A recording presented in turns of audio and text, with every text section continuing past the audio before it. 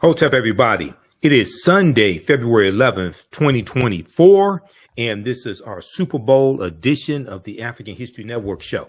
I'm your host, Brother Michael Imhotep. It's Sunday, February 11th, 2024, and the Kansas City Chiefs just beat the San Francisco 49ers 25-22 in overtime.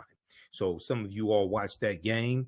As you all know, I haven't watched the NFL game since Colin Kapernick left the league, but we're going to talk about some things involving the Super Bowl on today's show. Many of you all saw Usher perform, and we know Alicia Keys came out and performed with Usher. Also, her performed with Usher as well, and Jermaine Dupri.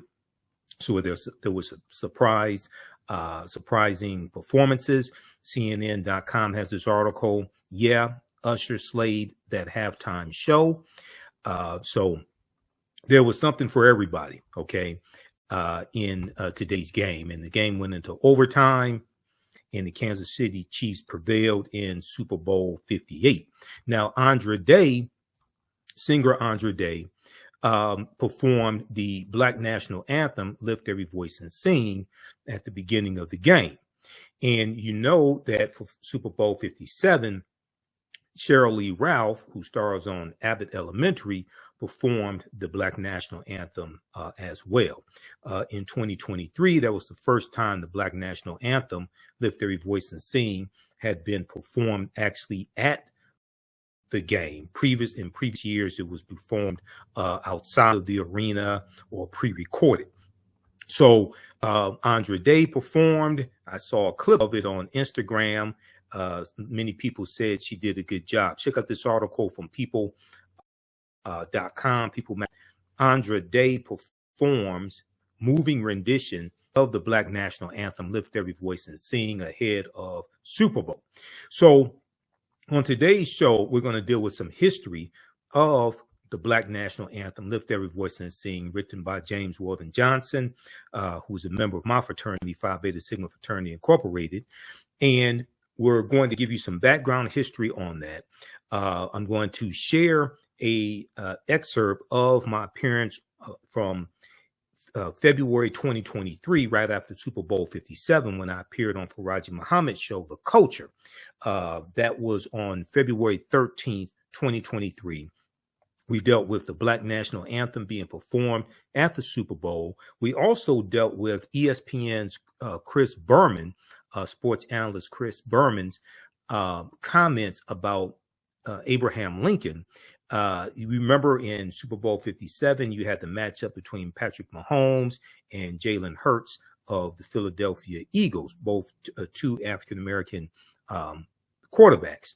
Well, Chris Berman said that February 12th, which was the day that the Super Bowl fell on in 2023, he said February 12th was Abraham Lincoln's birthday, which it was, as opposed to focusing on this historic matchup between two African-American quarterbacks in the Super Bowl. So I'm going to share that excerpt from Farajii Muhammad's show, The Culture, where we discussed that. Also, we talked about the Black National Anthem. I talked about Jay-Z striking the deal with the NFL to produce the Super Bowl halftime shows and backdooring Colin Kaepernick, pushing Colin Kaepernick out the way. And remember, just a few years ago, Jay-Z put the word out to all the top entertainment acts, especially African-American entertainment acts, not to perform at the Super Bowl in support of Colin Kaepernick's protest. You see me wearing my Colin Kaepernick shirt here as well, okay? Okay, I'm wearing my Colin Kaepernick shirt also. Kaepernick taking the knee for social justice and the fight against police brutality and racism. And then in 2023, Rihanna performed at the Super Bowl. Now you have Usher performing at the Super Bowl as well. Okay, so we'll talk about that. And there's a good article from January 21st, 2024. Now, when it was announced that Andra Day was going to perform the national anthem, the Black National Anthem, I should say, the Black National Anthem, Lift Every Voice and Sing, there was outrage as NFL announces Black National Anthem, Lift Every Voice and Sing will be performed at Super Bowl for 4th year in a row. So in 2023, we saw this backlash from a lot of conservatives, and they said that the NFL is trying to divide the country. You had comments saying there's only one national anthem, things of this nature. Now, the NAACP named Lift Every Voice and Sing as the Black National Anthem in 1919, which was about 12 years before the Star Spangled Banner became the national anthem. It was passed in Congress and signed into law by Hoover. Lift Every Voice and Sing, often called the Black National Anthem, will be sung at Super Bowl 58. The NFL announced it will be performed by Grammy-winning R&B singer Andra Day and will be played alongside the Star Spangled Banner. So you had named the Negro National Anthem by the NAACP in 1919. The song references slavery and the hope for liberation. It was later adopted as a rallying cry during the Civil Rights Movement, according to the NAACP. The song was first played before NFL games in 2021 and has also been played at the last 2 Super Bowls. So you had Charlie Kirk, right-wing conservative Charlie Kirk, with Turning Point USA.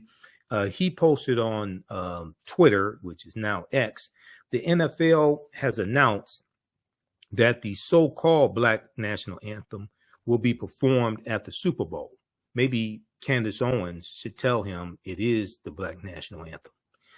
Of course, in reality, the Black National Anthem is performed at every Super Bowl because the Star Spangled Banner is the anthem of all Americans.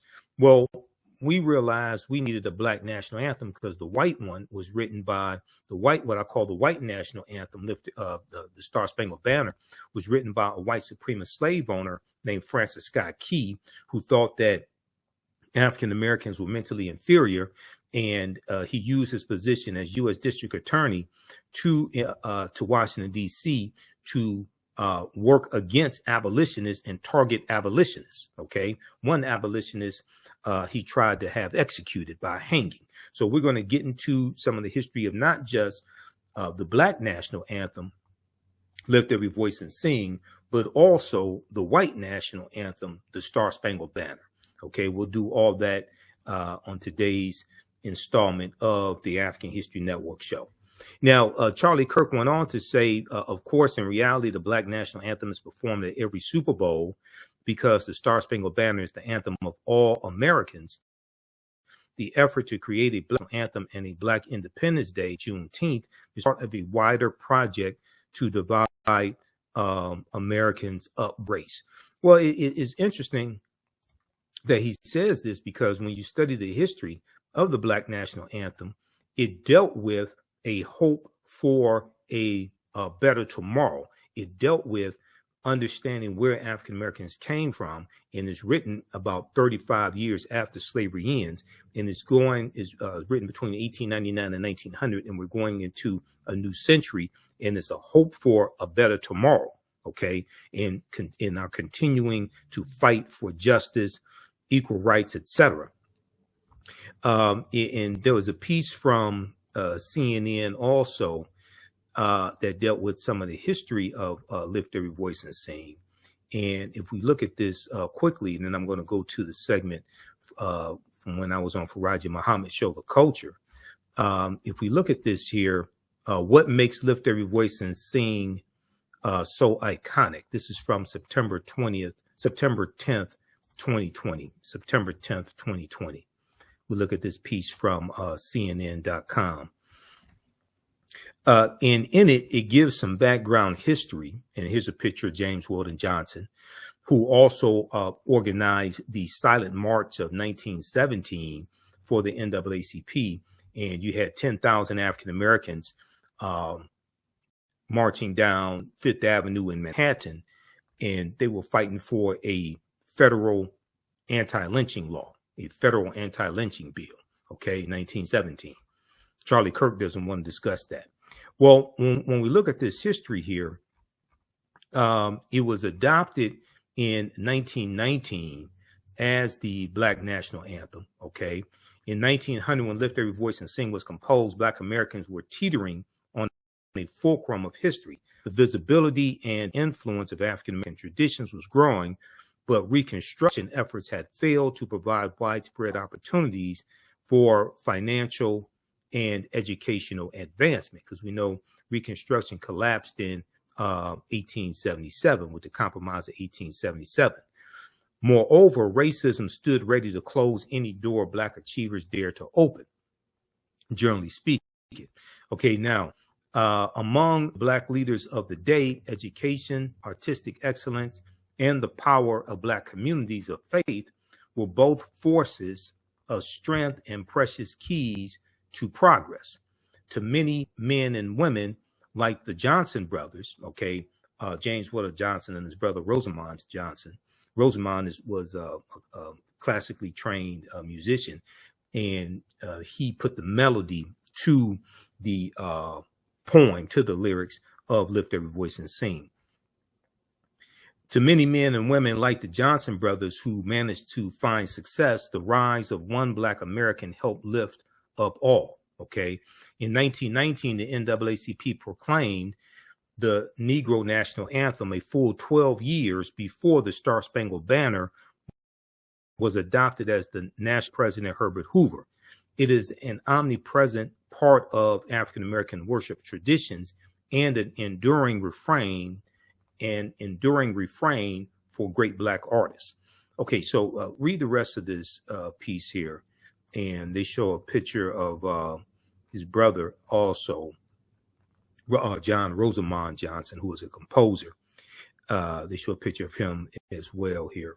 Okay, this piece from CNN is called "What Makes Lift Every Voice and Sing So Iconic." Now, the Super Bowl, when we look at the National Retail Federation, it's expected that Super Bowl 58, and you know they use Roman numerals for the Super Bowl, it's expected that Super Bowl 58 was going to be watched by 200 million people, okay?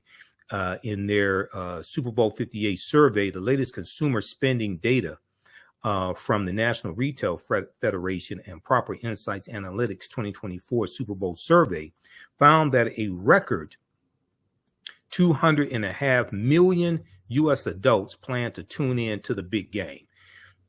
This year, 112 million people plan to throw or attend a Super Bowl party, and another 16.2 million plan to watch the game at a bar or a restaurant. Total spending on food and drinks, apparel, decorations, and other purchases for the day for the Super Bowl is expected to reach a record $17.3 billion or $86.04 per person. So the Super Bowl is huge, huge business. We know that a 30-second Super Bowl commercial was going for $7 million also, $7 million. All right. Also, be sure to visit our website, AfricanHistoryNetwork.com, AfricanHistoryNetwork.com. You can register for my new 10-week online history course that I teach on Saturdays, 2 p.m. Eastern Standard Time. Ancient Kemet, one of the original names for Egypt, Ancient Kemet, the Moors, and the Ma'afa, understanding the transatlantic slave trade, what they didn't teach you in school. Register right here. We also have my 10-week lesson plan here for all the classes laid out, so you can see the type of content that we'll cover in the class. We had a great class number 1 on February 10th. Class number 2 is Saturday, February 17th, 2 Standard Time. We do the sessions live. All the sessions are archived and recorded. You can go back and watch it anytime. Okay. So it took a lot to put this class together and continue to do this. We appreciate your support. And there's a bonus that we did an intro on February 3rd to the class, and then February 10th we had class number 1. Okay, and our lesson plan is right here, so you can view this is about 90% of the content that we're going to cover. There are going to be some other things that I don't have listed here, but you can check that out, and you can download the lesson plan as well. Okay, all right. So let's get into this. And here is my on Farajii Muhammad show, The Culture, from February 13th, 2023, Monday, February 13th, 2023, where we talked about Super Bowl 57 from February 12th, 2023. And very quickly, then we take our next pause. Brother Michael and Imhotep, Brother Michael, you talk about this, if we look at the racism piece, the level of colorism piece, I just found it to be interesting because I was looking on social media and it, I wanted to see, I like Kansas City. You know what I mean? I like Kansas City a lot. I think Patrick Mahomes he embodies the next generation of black quarterbacks in the league. But people were making it seem like we shouldn't be proud of both brothers. These are two young black men at the top of their game. And folks like, well, I'm going with the black man from Philly because he's from Philly. He represents a black. Like, when did we get out of that? Brother Michael, what's your take? Well, yes, we still suffer from colorism. How's everybody doing? Thanks for having me back, Farajii. Yes, we still suffer from colorism. Yes, we still suffer from ignorance. And if we're saying that Patrick Mahomes is not black because he's biracial, then we have to say Colin Kaepernick is not black. He's biracial as well. We have to say Frederick Douglass was not black because he was biracial. We have to say somebody like Bob Marley. Bob Marley was biracial also. So it's like you have to look. I think some people are making comments and don't follow football. And I don't follow football. I haven't watched the NFL game since Colin Kaepernick left the league in 2017. I didn't watch the Super Bowl, didn't watch the halftime show. I already told people I wasn't watching. I told Roland Martin this Friday. But when you have something like the Super Bowl, and it was viewed probably by about 192 million people, that was the estimation from National Retail Federation. It was about 192 million people who were going to watch the game. It draws in people who normally would not pay attention to Patrick Mahomes, didn't know who he was before the game yesterday or anything like that. So, people bring to these conversations a lot of times their own hangups, et cetera. But I'm more concerned about the attack by people on the right wing, like Lauren Boebert, attacking the Black National Anthem being performed, saying there was one national anthem. But a lot of people don't know Francis Scott Key, who wrote the white national anthem, what I call the Star Spangled Banner.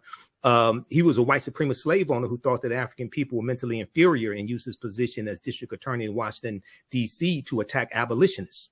So it's like our priorities are not in order when we say things like that. I think, and we got to take a quick pause, and folks, I want y'all to chime in as we're talking to my brother Scotty, my brother Michael, and Imhotep. But I think that it just goes to show you, Scotty, that as much as we like to think that we are, knowledgeable, as much as we like to think that we have an understanding of some very, very deep issues, we really don't. We really don't. Like we are still very immature, and I'm not saying that to insult. I'm saying we're still on the baby level of understanding the complexities of race. We're still kind of working from a space of just emotion versus looking at facts and reasoning. What's your take very quickly? I mean, I love what Brother Mark said, about the different people who are biracial and things like that. But like, when I say you're playing the fence, it's like, some people want you. I hated to see Colin Kaepernick, lose what he stood for something and lost it. Right.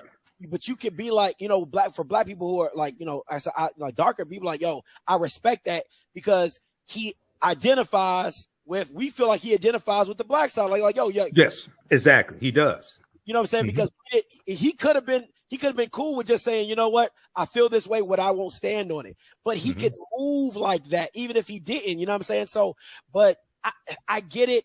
I get it, man. It's very deep though. Like you said, Farajii, it's so deep, and we're at the tipping point because for us as black people, I mean, just in general, color or whatever, we want things to look a certain way, and we want it to come out a certain way, and we want it to be done a certain way.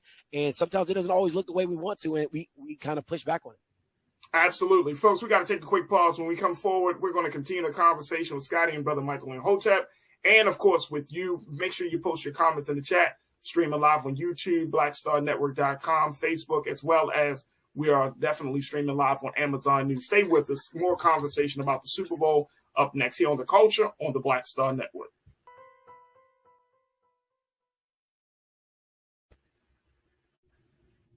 Folks, welcome back to the show. We have been talking to another big from Off Script TV. Make sure y'all check him out on Facebook and YouTube and all social media platforms as he continues to give us the latest in the sports world. And I got my brother Michael Imhotep, who serves as the host of the African History Network podcast show. You can check him out on AfricanHistoryNetwork.com. We got Brother Michael. I see you. Okay. I'm here. Right, cool. I gotta run. Yes, sir. Yes, sir. Oh, okay. Oh, you on the phone? Okay, I thought you were trying to get. All right, man. But go ahead. What was your question? Like Jerry. No, okay. All right. So I see Scotty like trying to. I'm sorry. But check it. Look, so I wanted to talk about this because there is this continuation of colorism that we're seeing, and more importantly, you know, how to have a conversation about race in this country. And it seems to me, Brother Michael, that now race has become so, the talk around race has become much more frequent in this country around everything than I've probably seen in the past 10 to 15 years. That everything is through the lens of race. And I know last week I was having a conversation with some of my culture crew, and as much as Black folks would like to be seen, and I said this, and I'm just got to say this again, as much as we would like to be seen for our merits, our talents, our skills, our authentic selves being brought to the room or to the table, we're always going to be looked at through the lens of race because of the very essence and nature of this system that we are a part of, right? And even though we may not want that to be the case, when we look at the statements about Idris Elba, the actor who said, hey, I don't refer to myself as a Black actor anymore because I don't want to be typecast. Like, that's all well and good for us to be at a place of evolution on an individual level, but that doesn't reflect the institutional view of how people see us. When you're talking about the NFL, what's the institutional view of Black football players? When you're talking about Hollywood, what's the institutional view? And it just seems like there still needs to be some push on changing the institutional view. It's all right that if you are an evolved individual, that you don't see race. Oh, I don't refer to myself as this. Oh, no, but the institutions and the systems that we are part of still see you that way. Yeah, so it's important to make a distinction between race and racism. Race is the stratification of humanity based upon hair texture, places of origin, skin complexion, phenotype, etc. That's race. Racism is a system of advantage and privilege distributed based upon race, which comes out of the ideology of European white supremacy, which is designed to preserve genetic white survival. Racism occurs when one race of people control the majority of the wealth, power, resources, benefits, privileges, land, access to education, access to opportunity, media, jobs, healthcare, etc. And they use that to marginalize, subordinate, and do harm to another race of people. So race is one thing. Race is just classification. Racism is a power structure designed to preserve genetic white survival and maldistribute wealth, power, and resources into the hands of Europeans. So with Idris Elba, I can understand him saying he's not confused. He knows he's a Black man. Right. But when we talk about actors, he wants to be looked at as an actor as opposed to his race first. I can understand. I get that.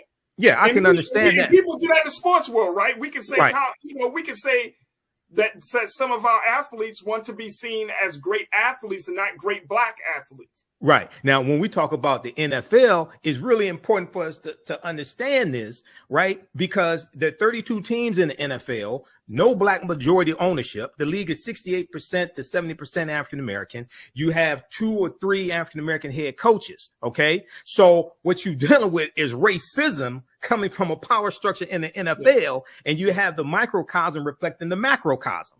And you have the average career in the NFL is 3.5 to 3.6 years. And then there was just a study from Boston University that showed out of 376 deceased brains analyzed, 91.7% had chronic traumatic encephalopathy. Okay. So you have to, so what we're looking at is racism within the NFL. And at the same time, Colin Kaepernick is still banned from the NFL, who wanted to bring attention to racism in the macrocosm. Okay. All right, let me get my guy. And I appreciate you for pointing that out. And I'm glad that you pointed that out. Scotty, what's your take on that, bro? I don't, maybe it's just me, but you being considered, if we go back and forth with it, right? If you being considered a black actor is typecasting yourself, that doesn't make any sense to me, because it doesn't, just because you consider yourself a black actor doesn't mean you're not great. You know what I'm saying? Like, just because you consider you're a black actor doesn't mean you can't play multiple roles, right? Yeah.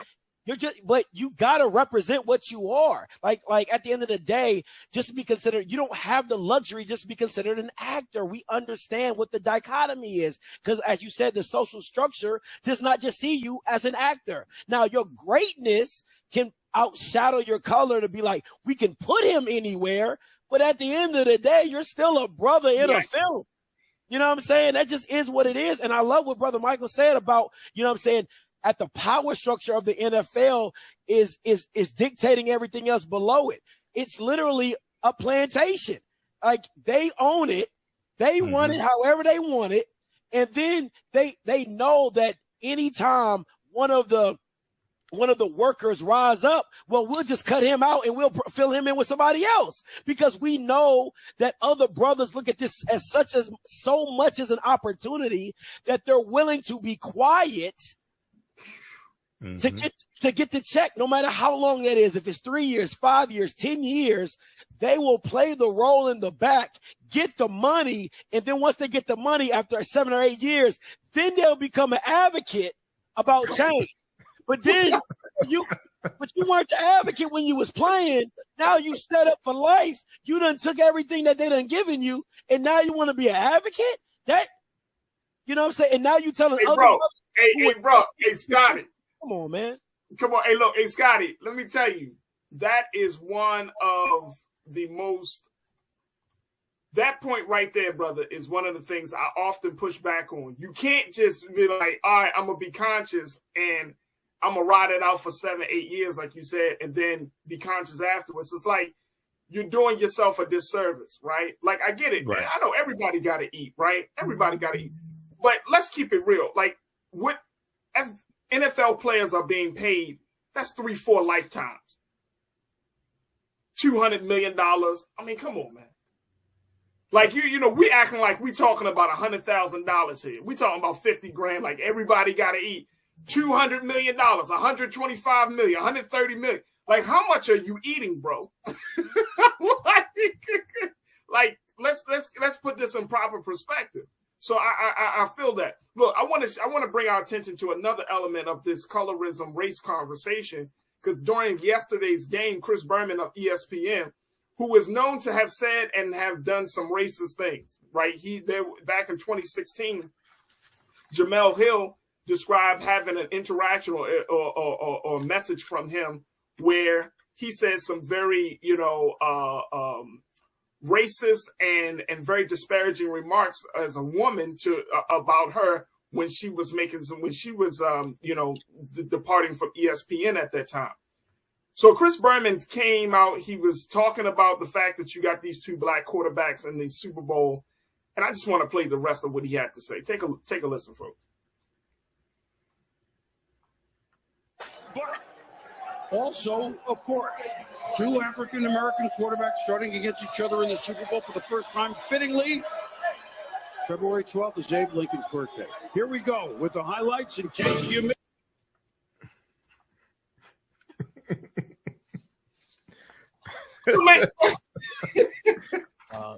You can't make this stuff up, bro. You can't make this stuff up, man.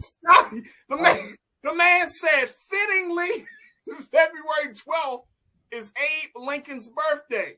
Like, right. Hey, thank him for these two black quarterbacks for playing in the NFL. Because if it wasn't for Abe Lincoln,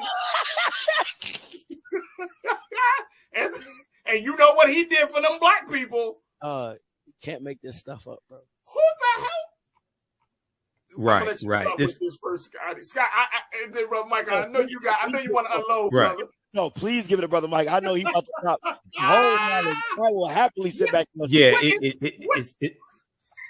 it seemed like this was a slight, and he's doing this in Black History Month also. Okay, come on. So he's saying this during Black History Month. Now, just so people understand, the reason why Black History Month was originally the second week of February as Negro History Week was partly because the second week in February contained Abraham Lincoln's birthday. Dr. Carter G. Woodson created this because African Americans were already having celebrations in our communities celebrating Abraham Lincoln's birthday, and then Frederick Douglass' assumed birthday is February 14th. So it's because of those two birthdays and celebrations were already taking place in our communities. This is why Dr. Carter G. Woodson inserted the new cultural holiday within the second week of February. So it appears what he's trying to say is, well, if it hadn't been for Lincoln, who, freed the slaves, we wouldn't have these two black quarterbacks. But that's a misunderstanding of the Civil War. African Americans took up arms and we freed ourselves. Okay. We fought there's almost 200,000 of us that fought in the Union Army and the Navy. And they let African Americans fight on behalf of the Union when their backs were against the wall and they were being beaten by the South, or by the Confederacy. And even with the Emancipation Proclamation, even though it did not free the enslaved Africans because the Union had no authority to dictate to the Confederacy what they could do, it was a military strategy designed to bring the South back into the Union and rob the South of their largest asset, which were the enslaved Africans. They had about 3 million of them or so in the Confederate States of America, the CSA, the Confederacy. And the preliminary Emancipation Proclamation was September 22nd, 1862, the year before. And it stated that if those areas in rebellion, those territories in rebellion did not come back into the Union by January 1st, 1863, they will be allowed to keep their slaves. Now, it exempted Maryland, Missouri, Kentucky, and Delaware, the border states. They were allowed to keep their slaves, and Maryland did not abolish slavery until November 1st, 1864. So almost 2 years after the Emancipation Proclamation. So a lot of this is mythology surrounding Lincoln, okay? Lincoln was not an abolitionist. Here's the thing, Brother Michael. Yeah. What was the point? That was a slight. That was an attack. That was an attack on the two black quarterbacks to take away from that, to say, wait, okay, if it had not been for Lincoln, you wouldn't have these two black quarterbacks. He's trying to undermine the intention, and at the same time, you got to look and say, okay, he's saying something like that. What I wonder what he would say about Colin Kaepernick. Colin Kaepernick is still being whiteballed from the league. Even though he got a settlement, Kaepernick is still being whiteballed from the league. Here's the point, and here's the point, Scotty, because we got a couple of moments left, and here's the point, because I think that a lot of times, especially in the sports, right, we believe that white commentators, right, white game callers, that they are quote unquote liberal, progressive, because sports makes us feel as if, we're all on the same page, that nothing unites the American people like sports. So when we really start to hear their real views, right? This is how they really think, then we all get offended. And so I'm bringing this out because people are like, yo, Chris Berman really got a problem. He's really a racist underneath of all of this. Mm-hmm. So how do we address that, Scotty? Listen, man, at the end of the day, it's the peers of one another calling them out, right? Or peer co-workers, right? So it's the Stephen A. Smiths, it's the Ryan Clarks, it's the Marcus Spears, it's all those black commentators as well, even his co-host. The one that the black man that always does with Chris Berman. Yo, you gotta hold this Bama accountable. It's too many pacifists for me, right? Oh, it was a slip of the tongue. Oh, he didn't mean it like that. No, he meant it how he said it. Now, at the end of the day, how I take it, that's perception. That's how I took it. If he never says it, there's nothing to take. You get what I'm saying? So to me, at the end of the day, his co-workers, his white and black, have to hold him accountable. His bosses, 9 times out of 10 that are white, got to hold him accountable. And then as well as the league, the NFL, this is part of your product, right? You got these people talking on your product. You have a whole banner in the back of the end zone talking about end racism. You know what I'm saying? Come on, man. Like, that's nonsense. You get what I'm saying? Hey, Scotty, real quick. I wonder what Shannon going to say. I don't think I watched him this morning. I don't think he caught it. But he better say something. Somebody better say something. But you got to. This is crazy. Yeah. What you say, bro, Michael? I wonder what Jay-Z's going to say. Remember, Jay-Z was co-opted by the NFL back in September 2019. And I told people, I did a YouTube video September 2nd, 2019. I told people that they brought Jay-Z in, gave him this deal with the NFL to get the top black acts because he put the word out prior to that not to perform at the Super Bowl. Okay, yep. So a lot of top black acts didn't perform. In that year that they had Maroon 5 perform, they had terrible ratings. All right. And then I said they're gonna be able to, because of Jay-Z, he's gonna make it all right for the top black acts to perform. Who performed yesterday? Rihanna. I told people what's gonna happen. So I wonder what Jay-Z's gonna say. Because Jay-Z said the deal, he said the deal with the NFL, he said that's the next step in the social justice movement. Talking about Colin Kapernick, he said this is the next step. You can't determine what the next step is because you weren't involved in it in the first place. I'm riding with you on this. I'm riding with Scotty on this. If black commentators don't say something, right? Black Twitter is already saying stuff. But if black commentators don't say something, I ain't talking about Jason Whitlock. Right. Oh, no. I'm talking about that's white supremacy through ventriloquism, Jason Whitlock. Right there, that Negro. Black commentators, right? And look, the crazy part is we don't have that many strong black sports commentators on these mainstream programs. I look, trust and believe, I listen. Right.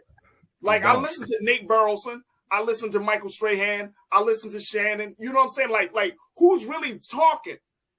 The culture. You feel what I'm saying? They all get paid by white people, man. So they can only get so much. They can only go so far. They only could go so far. But that's why I said, let me hear what Shannon got to say.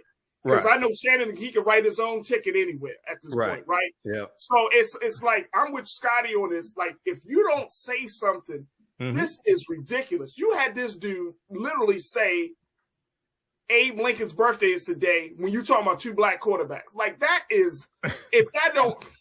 Asinine, bro. Asinine. That feeds into the mythology.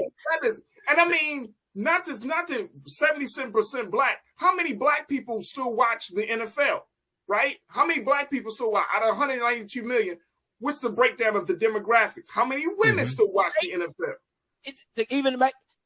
They were showing a watch party in Ghana. They were showing it's international. It's international. Listen. Go ahead. I'm sorry. No, you're good, brother Mike. Like they showed that it was, look at this watch party and this party.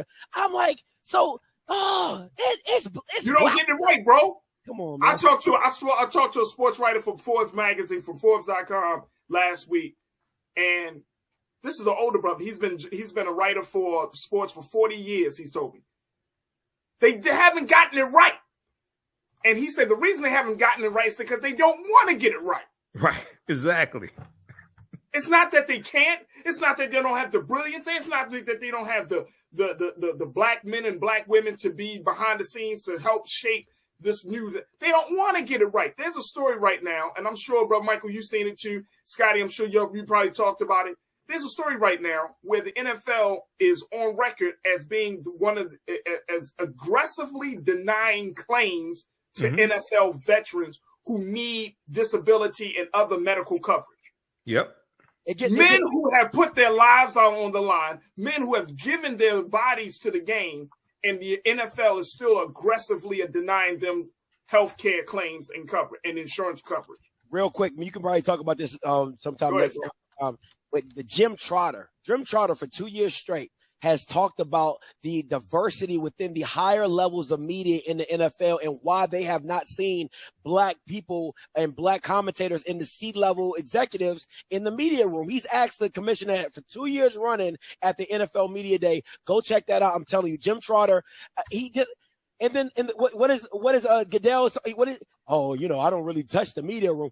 Bama, you are the commissioner of the NFL. What you mean you don't touch the NFL? What do you mean you don't touch media? That don't even make sense. Doesn't make sense. Well, keep in mind he works for the owners though also. So yeah, you know, but see, that's what I'm saying. He does their bidding. He does the owner's bidding.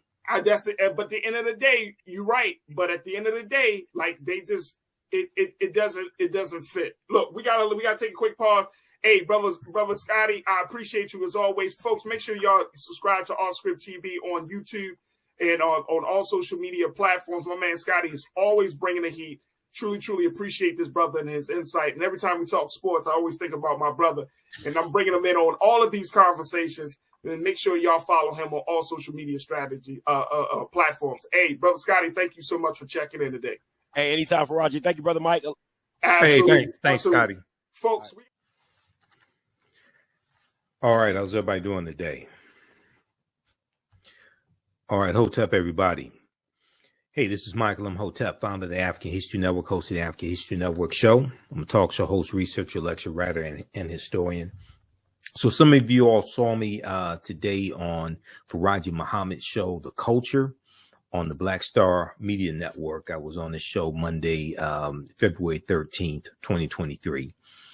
And we talked some about the Super Bowl and some aspects of it. And one of the things that I brought up was backlash that the NFL was getting for having Sheryl Ralph of Abbott Elementary perform Lift Every Voice and Sing, which is the Black National Anthem. And it has unofficially been the Black National Anthem since 1917. Okay, so she's been getting backlash. Well, the NFL has been getting backlash from some conservatives on social media. And I talked about this some and compared this to the white national anthem, because you had some conservatives saying, oh, well, there's only one national anthem. Okay. And so I want to deal with some of this history here briefly. Okay. There was a good article from the dailymail.co.uk. America has one national anthem. America has one national anthem. NFL fans debated as Black National Anthem Lift Every Voice and Sing is sung at Super Bowl 57. All right. The unofficial Black National Anthem was performed. Lift Every Voice and Sing was promoted by the NAACP as the Black National Anthem in 1917. A pre-recorded rendition was played before the Super Bowl in 2021 and 2022. So this is the first time it's actually been performed inside the stadium. Okay, right before the game. This is the first time that's happened. And this article is from February 12th, 2023. So the Black National Anthem, so the article talks about the Black National Anthem was performed before the Super Bowl for the third time in a row, causing outrage on social media. So you have some people who are just upset about this. And it's like, you know, people were performing WAP by like Cardi B and Megan Thee Stallion and anything like that. So why would you be offended by the Black National Anthem? No cursing in it. There's no sexual innuendos or anything of that nature. Now, Sheryl Ralph, the star of the comedy series Abbott Elementary, and I really like Sheryl Ralph. I remember her. First saw her in 1977 in A Piece of the Action, Bill Cosby and Steve Portier.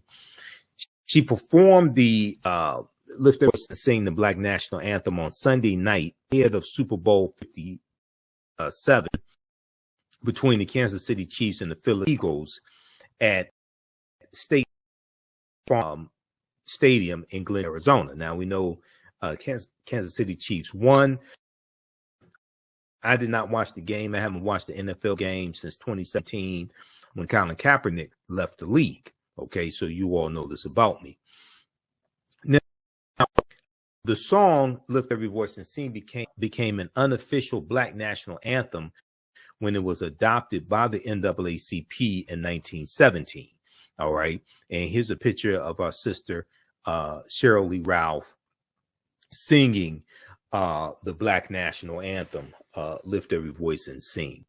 Now, I want to deal with briefly some of the backstory, some of the history of how this song became written, how this became the Black National Anthem. Everybody share this broadcast on your social media platforms.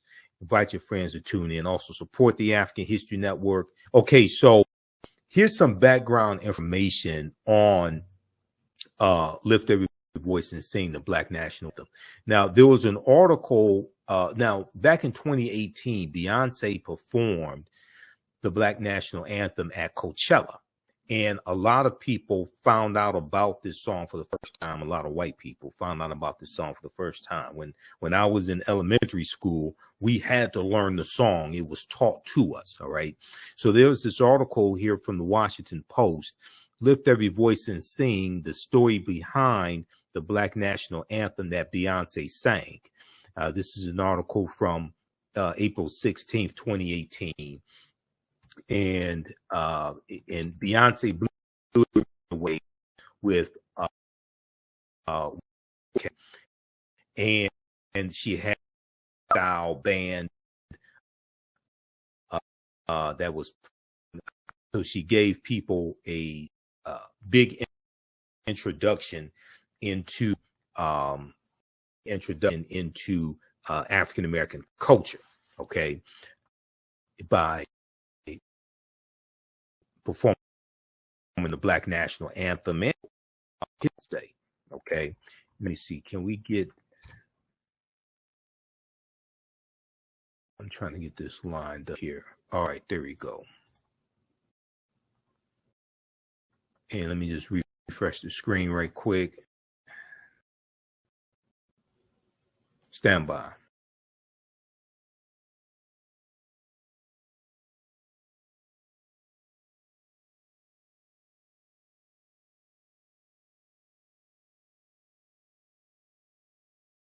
Okay, let's continue here. All right, let's continue. Okay, so this article gives some background information, and I deal with some of this history in some of my lectures also.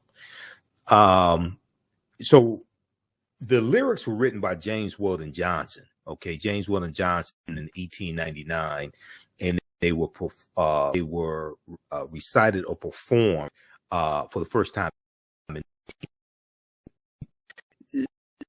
Look at some of the backstory of this. I'm going to reference one of my PowerPoint presentations because I deal with this in some of my lectures.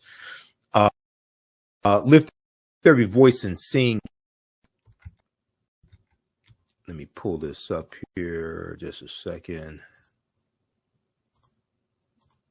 Lift Every Voice and Sing History. Now, the song was embraced as a hymn in churches and performed at graduation ceremonies and in school assemblies.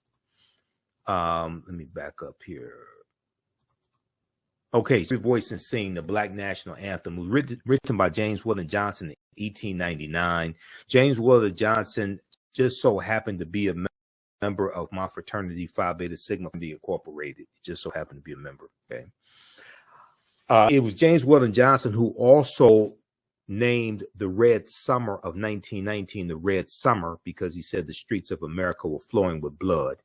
James Weldon Johnson was also the man who helped to organize the Silent March in 1917, where you had 10,000 African Americans marching up and down Fifth Avenue in Manhattan because they were fighting for a federal anti-lynching law. A federal anti-lynching bill, okay, and that was right after the East St. Louis race riot of 1917 also, okay. So we know it took us 122 years to get a federal anti-lynching bill passed. It took 122 years for us to get a federal anti-lynching bill passed. A federal anti-lynching bill was first introduced in the House of Representatives in 1900 by Representative George Henry White of North Carolina. He was a Republican. He was the only African American left in Congress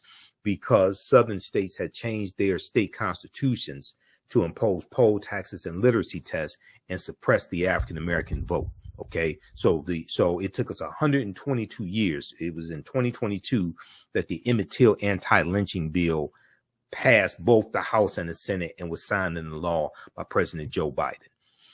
All right, so James Weldon Johnson was in 1899 a young poet named James Weldon Johnson. He was also a school of African American birthday in our Lincoln's assassination, the year after Lincoln's assassination. And hold on just a second. Let me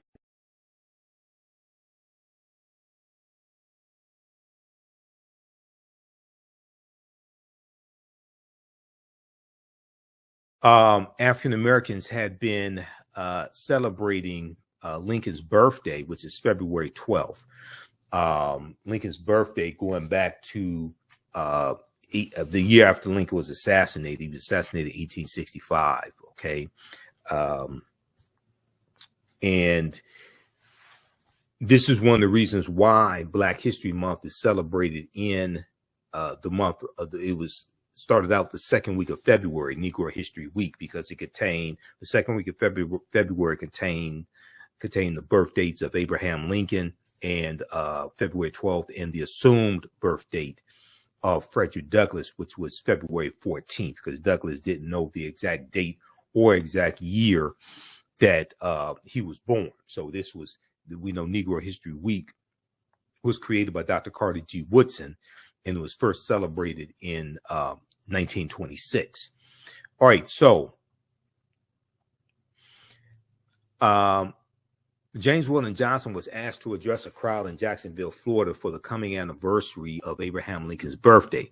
Just two decades had passed since the Reconstruction era, which was 1865 to 1877, and lynchings were on the rise in the segregated South. Instead of preparing an ordinary speech, James Weldon Johnson decided to write a poem.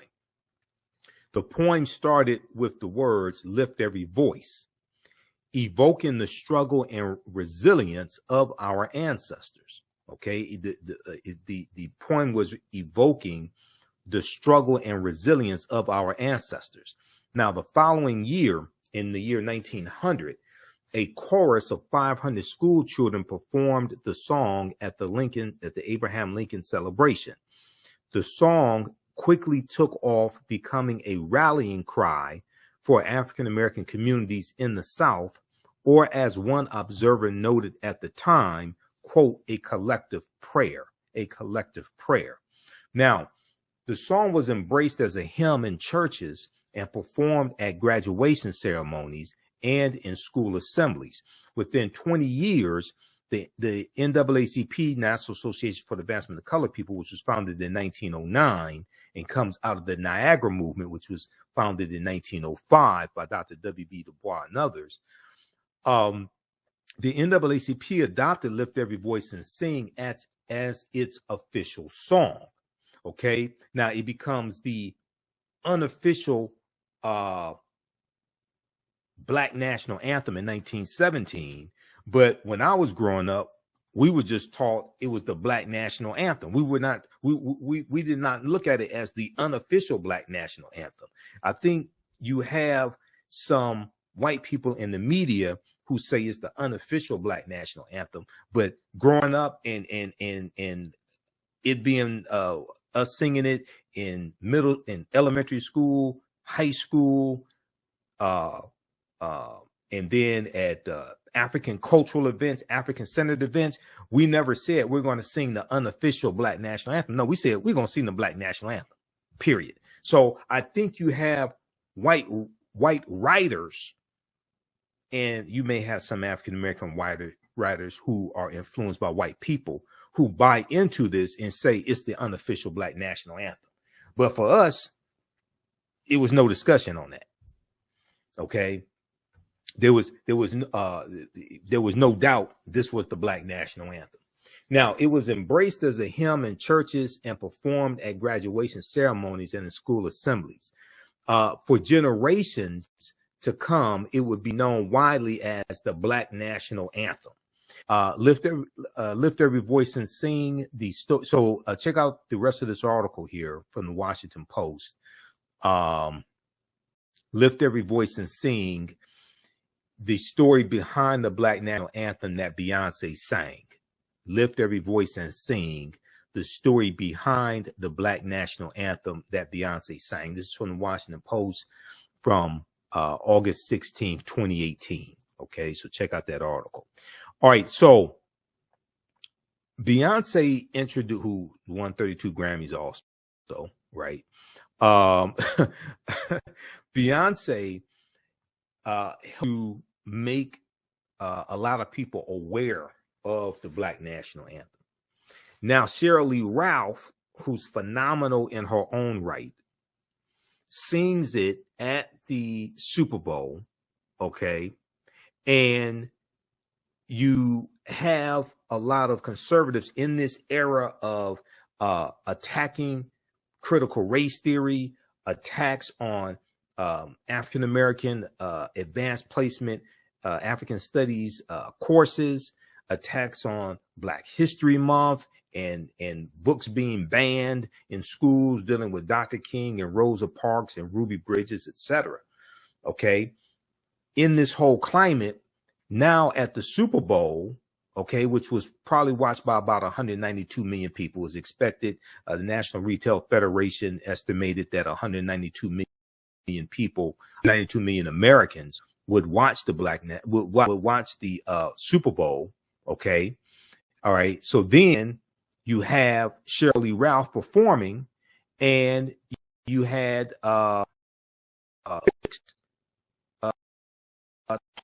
this. All right. So this is something I talked about on the show today. Okay. The culture on the Black Star Media Network, Roland Martin's network. Now, Sheryl Ralph tweeted 120 years ago today. So February 12th, the day of the Super Bowl, Super Bowl 57. It was the 123rd anniversary of Lift Every Voice and Sing being performed publicly for the first time. She said, "Today I will sing it for the first time as part of the Super Bowl pregame show in the stadium." All right, now Sheryl Ralph announced that she would be performing a song on Twitter. Okay, the song was sung for both both Super Bowl 50. Let me see, both Super Bowl 55 and Super Bowl 56. Okay, I get my Roman numerals straight. Okay, L represents 50, V represents 5, V1 represents 6. So 50, 55, and 56. Okay. The song was sung before both Super Bowl 55 and 56, performed by Alicia Keys in 2021 and performed by Mary Mary in 2022. However, Sheryl Ralph was the first person to have sung the song on the actual field inside the stadium, because with Alicia Keys, it was pre-recorded. They showed the video before the Super Bowl game. It was pre-recorded. For Mary Mary, they performed live, but they performed outside of the stadium. Okay. Sheryl Ralph was the first person to have sung the Black national anthem actually on the Super Bowl field inside the stadium. Both previous performances were broadcast as pre-recorded clips. Now, the song was originally a poem written by James Weldon Johnson, a former leader in the NAACP. Its lyrics describe the struggles, aspirations of African Americans at the turn of the century. Okay, because he wrote it in 1899.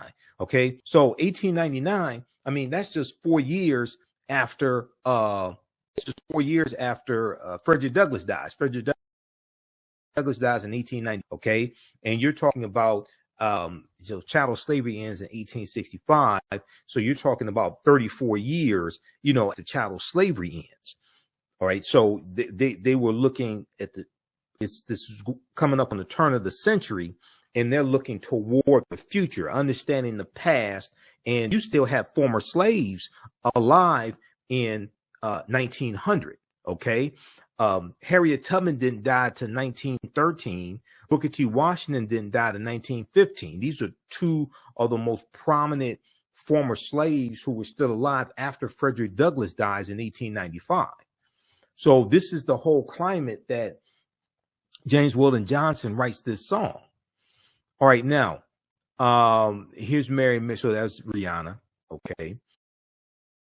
And I talked on the African History Network show Sunday how Jay-Z did the NFL did a backdoor deal with Jay-Z, the co-op Jay-Z to bring him in to direct the Super Bowl halftime shows, and so he could bring on the top black artists after he told the top black artists like Rihanna not to perform because of Colin Kaepernick's protests.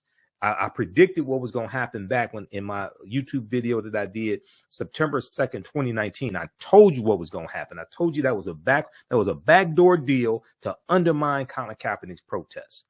So here's Mary performing also in 2022 ahead of the Super Bowl. Okay, unlike Sheryl Ralph, they performed outside of the stadium, and the performance was recorded in advance. And here's our sister Alicia Keys. Now, dumbass Lauren Boebert, who's probably I don't know if she's exactly a coup plotter, but she's a coup plotter sympathizer.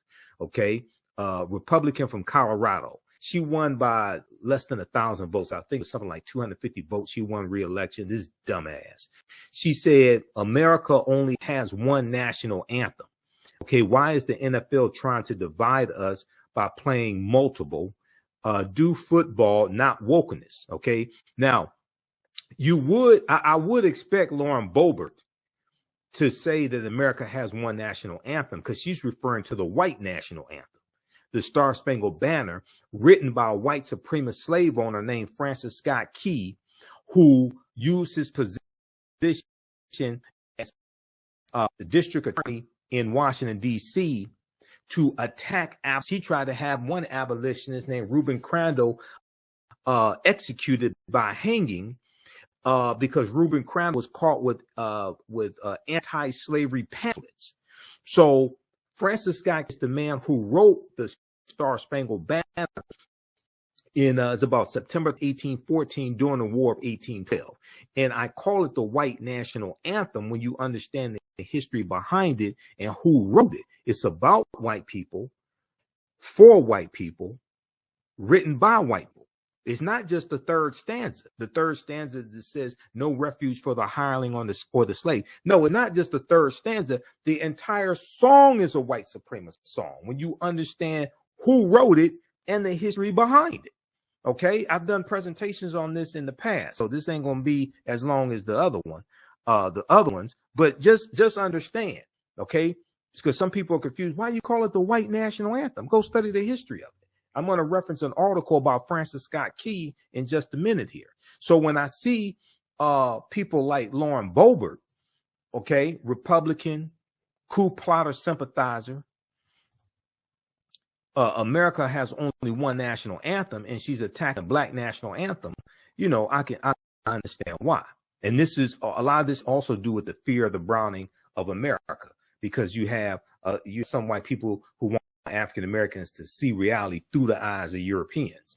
Now, it happened at the same time that NFL player Colin Kaepernick famously refused to take a knee as the Star Spangled Banner was sung. Okay, so that started basically August 2016, Colin Kaepernick's protest. He started sitting out on the bench, then he started taking a knee. On social media, reactions to the news that Anthem would be sung for the third year in a row at the Super Bowl were mixed. Colorado Republican dumbass Lauren Boebert said on Twitter, America has only one anthem. Her critics attacked her, however, suggesting that her tweet sowed more division than the inclusion of the anthem. Luke Zaleski, Zaleski, legal affairs editor for Condé Nast, accused the politician of hypocrisy. The gaslighting is the fact that that she's using the concept of unity to divide. The gaslighting is the fact that she's using the concept of unity to divide. She's doing a grievance contrived to irk and produce the of further fracturing society, he wrote. Now, another person noted that not only is it Black History Month, and Black History Month was never designed for this month to be when we study our history, just so we understand. It's a celebration. So hopefully somebody will let Morgan Freeman know. Now, another person noted that Black History Month, but it's also the first time two Black quarterbacks have faced each other in Super Bowl history, as Patrick Mahomes of the Kansas City Chiefs and Jalen Hurts of the Philadelphia Eagles led their respective teams. We know Kansas City won. Didn't make any difference to me. I'd rather have African-American team ownership than two Black quarterbacks in the facing each other, and all the owners of the 32 teams are white. Okay. And then you got one that's Pakistani American, but he's passing for white. Now, the song is meaningful to African Americans. It's also a historic game with two Black quarterbacks, the first time ever. Get over yourself and your ridiculous white grievances. If you don't like it, don't watch. Simple. They tweeted. Okay, here's Shirley Ann. All right, our sister Shirley Ralph. Now, Laverne Spicer said the Black national anthem is the Star Spangled Banner. The white national anthem is the Star Spangled Banner. The national anthem is the Star Spangled Banner. If you live in the United States, your national anthem is the Star Spangled Banner. Okay. Now it took, if I remember correctly, it took about it took dozens of tries the Star Spangled Banner to become the national anthem, number one. But number two, if you actually understand history, then the Star Spangled Banner for African Americans is not something that we would claim in our right minds, and it's not something that we should claim. Okay, because it is a anti-African American song. And when you understand the man who wrote it, you understand why I say that. Okay. Daryl B. Harrison, who appears to be African American phenotypically, said the NFL was making them by allowing them to be sung, also suggesting that it made America a nation of two anthems. Well, the league is 68 to 70% African American. Okay. So they should perform. They should have been performing the Black national anthem long before that. The league is 68 to 70% African American. They should be performing it. Now, at the same time, I would argue that we should stop watching the games as well. That's a whole nother conversation. Okay. At the same time, I would argue that we should stop watching the games. Because I still stand with Colin Kaepernick's protests. Okay. And Kaepernick is being whiteballed from the league. So I don't understand why we're watching the games in the first place. And they sold a 30-second commercial for $6.5 million. They sold a 30-second commercials were going for $6.5 million. Okay. So many of us would rather be entertained than be empowered. If we all rallied behind Colin Kaepernick, leveraged our economic dollars to put pressure on the NFL, stop buying tickets, stop buying jerseys, okay, stop watching the games on TV, things like this, okay, stop going to the games. that would have a tremendous impact, because then it would put us in the driver's seat and we could put pressure on the NFL. You need to have African-American team ownership. You need to have better health benefits for the players after they retire from the league. Okay. You need more African-American head coaches. There's only like 2 or 3 African-American head coaches in the league, but we'd rather be entertained than be empowered. So, you know, a lot of times you teach people how to treat you. So then let's see, you have the comment from Luke Zaleski as well. He's performed America the Beautiful. I like Babyface. Ask the question, why?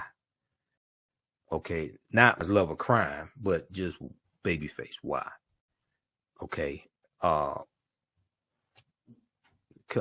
on.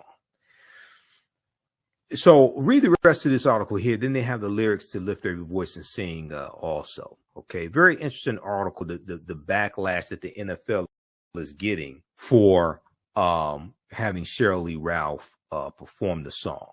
Okay, and you may hear more backlash from the coming days.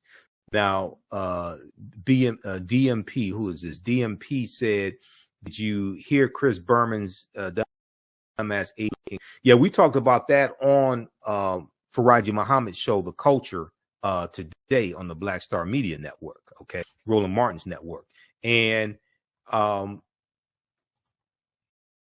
I said that, you know, if you want to talk about Abraham Lincoln, you can talk about Abraham Lincoln. So what Chris Berman was trying to do is he was trying to imply that he wanted to gloss over the fact that you had 2 African-American quarterbacks playing on opposing teams for the first time in Super Bowl history.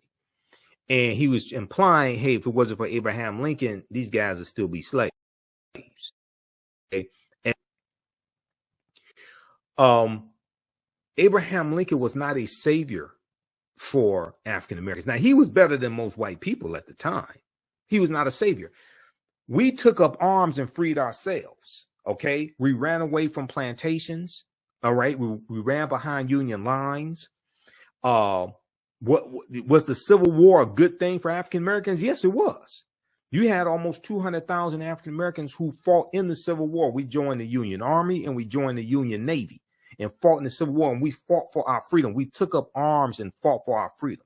We didn't passively wait for white people to free us. All right. And it's important to understand that the Emancipation Proclamation of January 1st, 1863 did not legally free the slaves. Okay.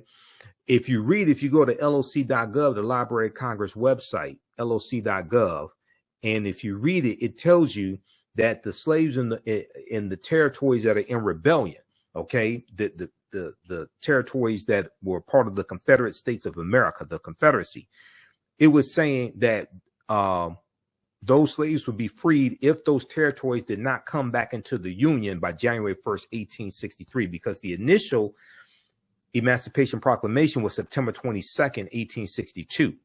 The Emancipation Proclamation was an ultimatum to the Confederacy to bring the territories back into the Union, okay, to bring those territories in rebellion back into the Union. The Civil War was not fought slaves.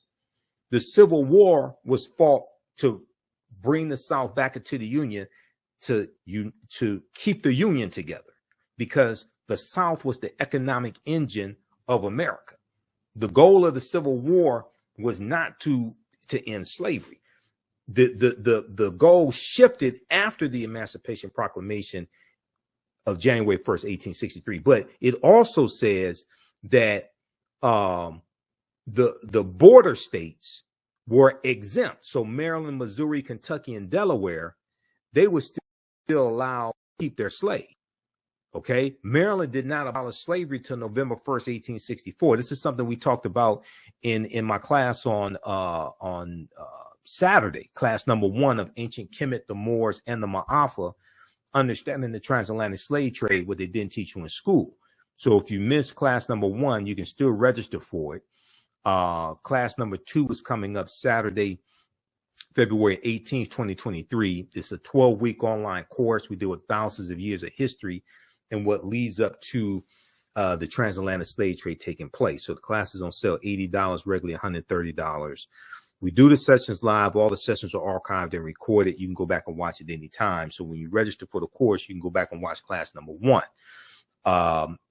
So visit our website, theafricanhistorynetwork.com, theafricanhistorynetwork.com, because we did 2 hours on Saturday. And if you look at this article here from the Washington Post, there's a piece from the Washington Post with Maryland. Maryland did not abolish slavery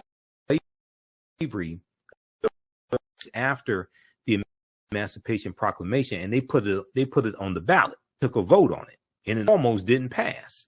Okay, so a lot of this that we think is history, and a lot of this history surrounding Abraham Lincoln is a lot of myth. Now he was a better white man than a lot of them at the time, but Lincoln was not an abolitionist. He didn't think that African Americans should have voting rights. He changed his mind toward the end of his life and said that African Americans who served in the Union Army, or who served on behalf of the Union during the Civil War in the military, African American men, they should be able to vote, but not all African Americans. This article right here from the Washington Post, the not quite free state, Maryland dragged its feet on emancipation during Civil War. Okay, during the Civil War. And it goes through and deals with this history that I just laid out briefly. Okay. Also, it's important to understand that people get this mixed up and think that slave owners in the U.S. got reparations. No, they didn't. That only applied to slave owners in Washington, D.C. That was called the Compensated Emancipation Act of April 16th, 1862, which was signed into law by President Abraham Lincoln. That only applied to slave owners in Washington, D.C. That did not apply to all slave owners in the country. Okay, because I hear people misstating that, and I guess they're confusing what Great Britain did in 1834 with their Slavery Abolition Act of 1834, where they took out a loan for 19 million pounds, and Great Britain paid 46,000 British slave owners reparations for freeing 800,000 enslaved African people. I guess they're getting the two mixed up. But no, the Compensated Emancipation Act of 1862, April 16th, 1862, only applied to slave owners in Washington, D.C. Okay. But if we so you go through, read the rest of this here, and they talk about they took the vote tipped in favor of abolition only after the absentee ballot. Only after the absentee ballot of soldiers fighting for the North were counted. This is during the Civil War, which is 1861, 1865. The final tally was 30,000 in favor of freeing the slaves, 29,799 against it. It almost did not pass. Okay. On November 1st, 4 Maryland slaves were declared free only a few months before Congress would approve the 13th Amendment abolishing slavery. So the 13th Amendment is going to pass the House and the Senate, but it gets ratified by Georgia December 6, 1865. And when Georgia ratifies the 13th Amendment, because the ratification process, a bill has to pass the House and the Senate, then it has to pass 3/4 of the state legislatures by a 2/3 majority vote. So when it passed the Georgia state legislature December 6, 1865, then that gave the amendment the 2/3 majority vote to actually amend the U.S. Constitution to become law and legally end chattel slavery. All right. So I encourage people to go to loc.gov, the Library of Congress website, and also go to archives.gov and read these documents, Emancipation Proclamation. read the U.S. Constitution, read the Declaration, because when you go through and read these documents, you get a much better understanding of history and understanding of law, and laws shape historical events shape movements, shape laws and policies. So you have a cycle. These are the type of things that I deal with in my online courses. Okay. So how's everybody doing? Give us a thumbs up, give us a heart, give us a like on this broadcast. How you like this type of information? Follow us on our fan page, The African History Network, The African History Network. Okay. I'm Michael Imhotep, founder of the African History Network, host of the African History Network show. I'm a talk show host, researcher, lecturer, writer, and historian. I've been studying history 32 years. So I speak all across the country. You see me on Roland Martin Unfiltered on Fridays. So I provide political analysis and historical analysis on Roland Martin Unfiltered. And on Mondays, I'm on Farajii Muhammad show, The Culture. So I was on his show today. All right. And we have Sister Felicia watching us. Sister Felicia is with Hapi. Sister Felicia and Brother Taiki Grant, directors of the film Hapi, The Role of Economics and Development of Civilization. And they just had the Hapi Day of Excellence. We had Brother Taiki on the show, on the African History Network show. For that, visit our website, AfricanHistoryNetwork.com, AfricanHistoryNetwork.com. And we also have the information right here in the thread of the broadcast. Ancient Kemet, the Moors, and the Ma'afa. Understanding the transatlantic slave trade, what they didn't teach you in school. Okay, this is a new 10-week online history course that I teach, and we deal with thousands of years of history and what leads up to the transatlantic slave trade taking place. Okay, and this is over 200 slides that I put together. We have 80 to 100 articles that we reference. We have excerpts of interviews that I've done with many of our scholars over the years also that hits on different aspects of this history. Okay. We do the sessions live. All the sessions are archived and recorded. You can go back and watch it anytime. Okay. And just at our website, just click here, register here.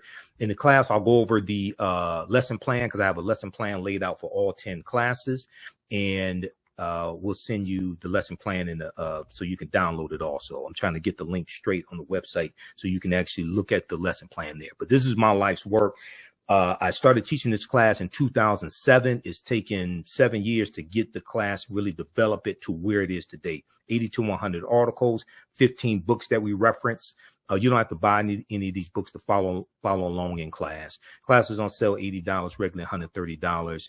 And we do the sessions live. All the sessions are archived and recorded. So even after the course is over with, you can go back and watch the entire course. Okay.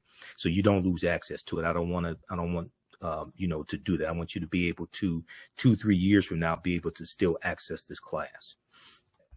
All right. Also, if you like this type of information, you can support the African History Network, $ the AHN show through Cash App, $ the AHN show through Cash App. Also through PayPal, paypal.me/the AHN show. So go to our website, AfricanHistoryNetwork.com, scroll down, and we have the information here for the Cash App, PayPal.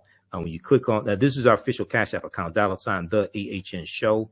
SHOW. When you go to it, it says Michael. These other ones are fake African History Network Cash App accounts. I'm still trying to get shut down because people have been stealing money from us. Okay. These are not ours. They're using our logo, all that stuff. I put the link here. You click on the link and it has our QR code here as well. Okay. All right. So look, I have to get out of here. We have the link for the class here in the thread of the broadcast. Also, register for the full class. That helps us keep doing the research, stay on the air, keep broadcasting. If you want me to do a presentation for your group or organization, please email me through the website or email me at ahnshow@theafricanhistorynetwork.com, ahnshow@theafricanhistorynetwork.com. And we can set that up either in person or virtually if you want me to do a presentation for your group or organization. Listen to the African History Network show Sundays, 9 p.m. to 11 p.m. Eastern Standard Time, right here on our social media platforms. Visit our website for more information about that. And watch me on Fridays on Roland Martin Unfiltered, as well on the Black Star Network on Facebook, YouTube, Roland Martin, Facebook, YouTube. Download the Black Star Network app. Okay. I want to go back to this topic here. Now, I want to deal with a little history of Francis Scott Key. Okay. First, let me show you this. Read this article here. I deal with this in my second class. This deals with the Compensated Emancipation Act of April 1662. People confuse and think paid reparations to all slave owners in the U.S. No, they did not. They only paid reparations to slave owners in the District of Columbia, which is Washington, D.C. Okay. So check that out. And there's other sources on that as well. Okay. The this has it here. National Archives, District of Columbia Emancipation Act. This is the U.S. National Archives. It gives information. It provided for immediate emancipation, compensation to former owners who were loyal to the Union of up to $300 for each freed slave, of up to $300 for each freed slave. Let me flip over to this here, U.S. National Archives. Okay, on April 16, 1862, President Abraham Lincoln signed a bill ending slavery in the District of Columbia. The act brought to a conclusion decades of agitation aimed at ending white slavery. Decades of agitation aimed at ending white slavery. At ending what anti-slavery advocates called the national shame of slavery in the nation's capital. All right, now, it provided for immediate compensation to former owners who were loyal to the Union of up to $300 for each freed slave. Voluntary colonization of former slaves to locations outside the United States, and payments of up to $100 each for each person choosing immigration. Over the next 9 months, the Board of Commissioners appointed to administer the act approved 930 petitions, completely or in part from former slave owners, for the freedom of 2,989 former slaves. Okay, so read the rest of this here. That did not apply to all slave owners in the U.S. It only applied to those in the District of Columbia. Okay, that's why it's called that's the Compensated Emancipation Act, April 16th, 1862. All right.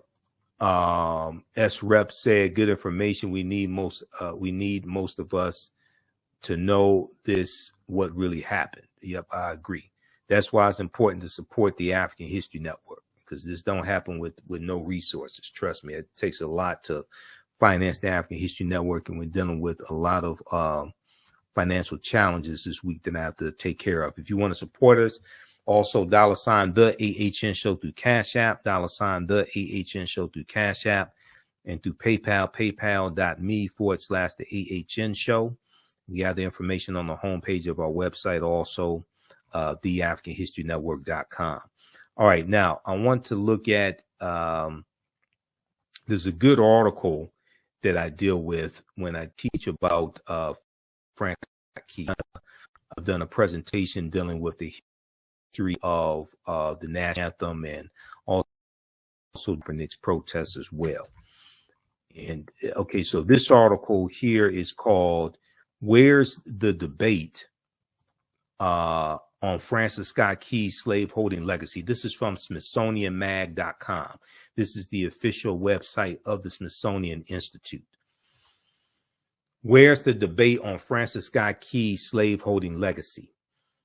Okay, this is from July 1st, 2016 by Christopher Wilson, who's Director of Experience Design, National Museum of American History. During his lifetime, abolitionists ridiculed Francis Scott Key's words, sneering that America was more like the land of the free and the home of the oppressed. Sneering that America was more like the land of the free and the home of the oppressed. Okay. For the sake of time, I want to fast forward through this and get to the portion that I want to talk about. All right. Now, in 1814, This during the War of 1812. Francis Scott Key was a slaveholding lawyer from an old Maryland plantation family who, thanks to a system of human bondage, had grown rich and powerful. Now, this is Francis Scott Key right here, the man who wrote what he named it the Defense of Fort McHenry. The Defense of Fort McHenry. It started out as a poem, and it was about a battle during the War of 1812. The War of 1812 was 1812 to 1814, and the U.S. was fighting against Great Britain once again. Okay, this is the War of 1812. Now, when Francis Scott Key wrote the poem that would, in 1931, become the national anthem, all right, and proclaim our nation, quote, the land of the free, like Thomas Jefferson, Francis Scott Key not only profited from slaves, he conceptions of American citizenship and human potential.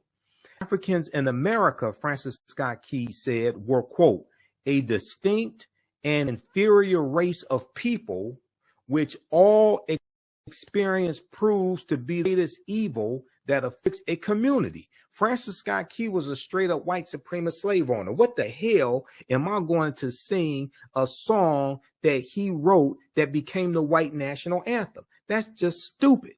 That's what happens when you don't understand history. You don't understand what you're participating in. This is why I don't sing the white national anthem. It's not just the third stanza, okay, that says no refuge for the hireling or the slave. It's the entire song is a white supremacist song. As I said before, it was written by white people, for white people, about white people, and it was voted on in Congress by white people to become the white national anthem. Because by the time it was voted on in 1931, there may have been maybe one African American who was in Congress. That's it. So what are you talking about? This is what happens when you don't understand history. Now, if you want to say there should be a new national anthem,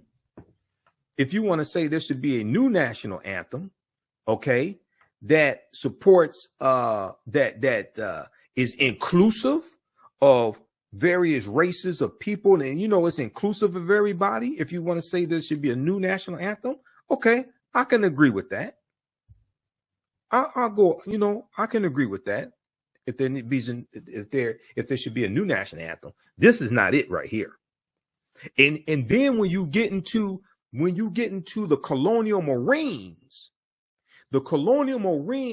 was a group of Marines who were a lot of them were former slaves.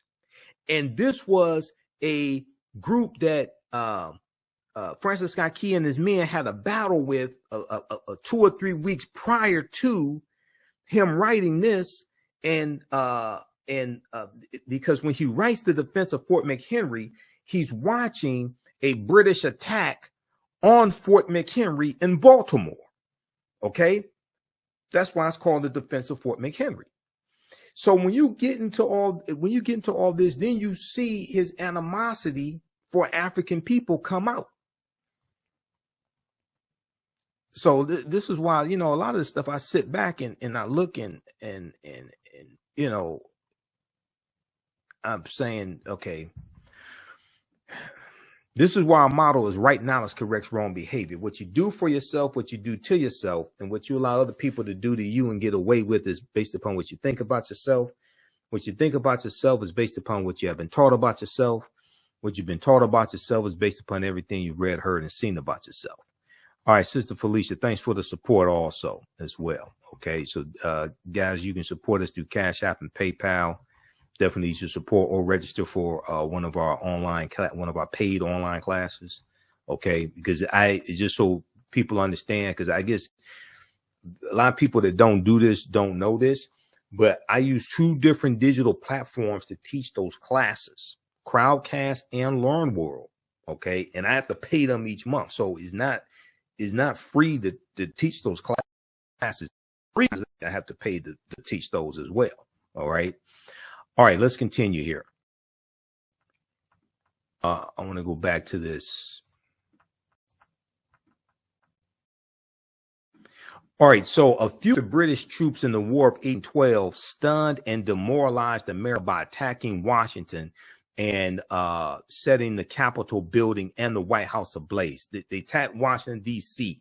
They burned the White House down and the U.S. Capitol building, the British, okay? On August 24th, 1814, the British turned their attention to the vital seaport of Baltimore, all right. Now, September 13th, 1814, British warships commenced an attack on Fort McHenry in Baltimore, which protected the city's harbor. For 25 hours, bombs and rockets rained down on the fort while Americans still wondering whether their newfound freedom would really be short-lived, awaited news of Baltimore's fate. So this is after the American Revolutionary War, which was 1775 to 1783 against Great Britain also. Okay. So, so you have America, largely white people in America, wondering, okay, are we still going to be a free nation, etc.? Now, it's also important to note that a lot of African slaves ran away and ran over to the British side to fight for the British against the U.S. in the War of 1812, just as they did during the American Revolutionary War. Just as they did during the American Revolutionary War, there were more what we would call African Americans. There were more African Americans who fought on behalf of the British during the American Revolutionary War than fought on behalf of the colonies, because the British were the first ones who said, if you come fight for us, we'll set you free when this war is over with. All right. So we were born at night, but not last night. We said, okay, we're going to go fight for the British because we wanted to be free. So and you know, to make a, not to, I'm trying to keep this short. This is the short version. I've done an extensive patient of all this. This is the short version right here. But there, at the end of the War of 1812, the U.S. demanded that Great Britain return. It was about 6,000 runaway slaves. They demanded that Great Britain return about 6,000 runaway slaves. Great Britain refused to do so. Okay. The War of 1812, to understand this, and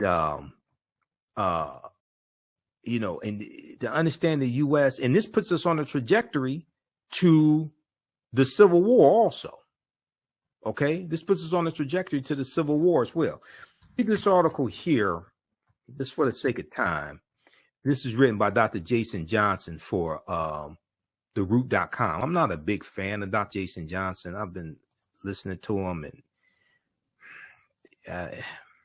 yeah, he's all right, but I'm not. Some of that stuff he says is just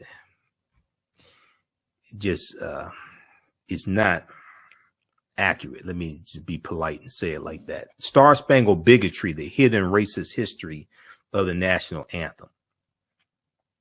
July 4th, 2016. So it goes through and it talks about, let's look at the colonial Marines, okay? Because on particular note, Francis I. Key's opposition to the idea of the colonial Marines. Now, the colonial Marines were a battalion of runaway slaves who joined with the British Royal Army in exchange for their freedom. The colonial Marines were not only a terrifying example of what slaves would do if given the chance, but also a repudiation of the white superiority that men like Francis Scott Key was so invested in. So you got to understand, they get to go, these are runaway slaves who ran away from the U.S. and fought on behalf of Great Britain. Now they get the opportunity to take up arms and go kill their former slave masters. Oh, hell yeah, they're with that. And they're going to get their freedom also. That's why more of them fought on behalf of Great Britain than fought for the U.S. This terrified people like Francis Scott Key, who was a slave owner. Because I guarantee you, he was afraid that his slaves would have an uprising as well and take him out too. Now, all of these ideas and concepts came together around August 24th, 1814 at the Battle of Bladensburg, where Francis Scott Key, who was serving as a lieutenant in the army at the time, ran into a battalion of colonial Marines, these former slaves who went to fight for Great Britain. His troops were taken to the woodshed by the very black folks he disdained. He got his ass kicked by these black colonial Marines, and he fled back to his home in Georgetown to lick his wounds. The British troops, emboldened by their victory in Bladensburg, then marched into Washington, D.C., burning the Library of Congress, burning the U.S. Capitol building, and burning the White House. You can imagine that Francis Scott Key was very much in his feelings, seeing black soldiers trampling on the city he so desperately loved. Now, a few weeks later, in September of 1814, not 1815.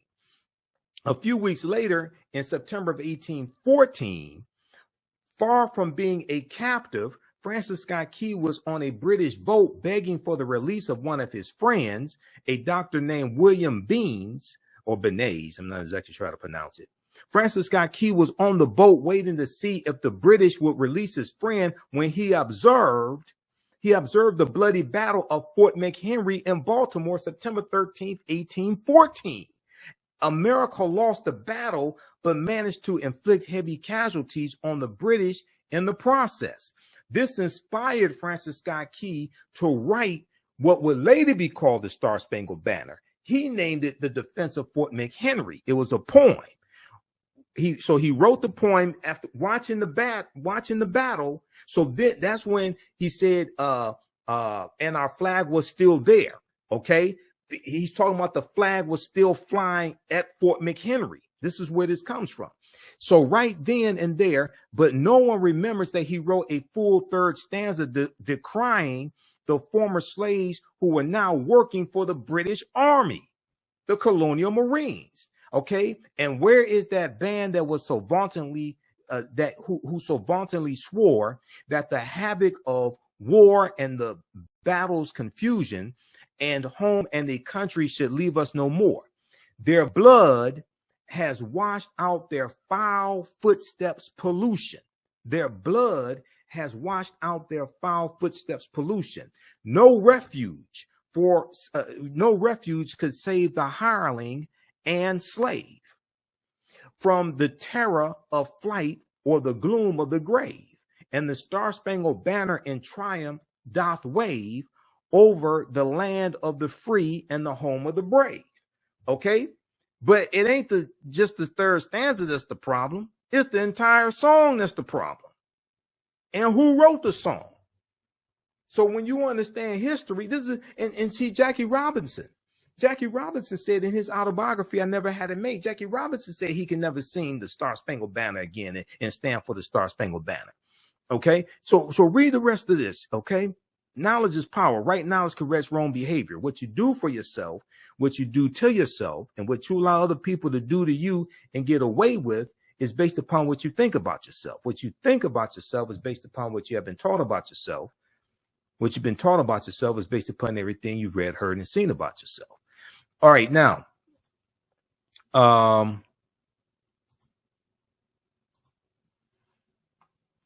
let me go back to, let me go back to this here. Okay.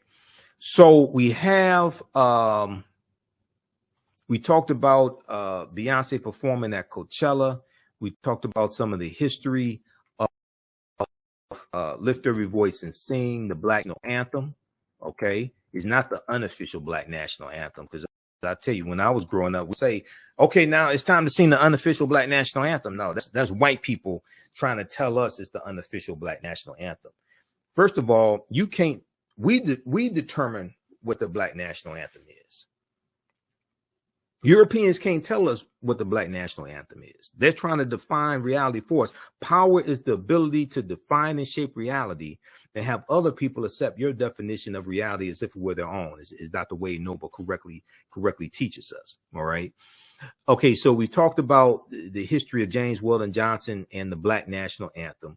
We talked about backlash the NFL is getting for having Sheryl Lee Ralph perform it during a game during the Super Bowl, and 68 to 70% of the league are African American. We dealt with some of the history of Francis Scott Key as well.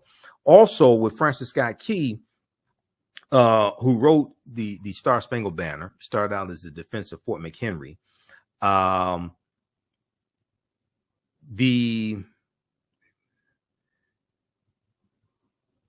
Let me see something. It's right here. Yeah. I want to go to this piece right here, back to the Smithsonian. Let's look at this here. Back to the article from Smithsonian Mag.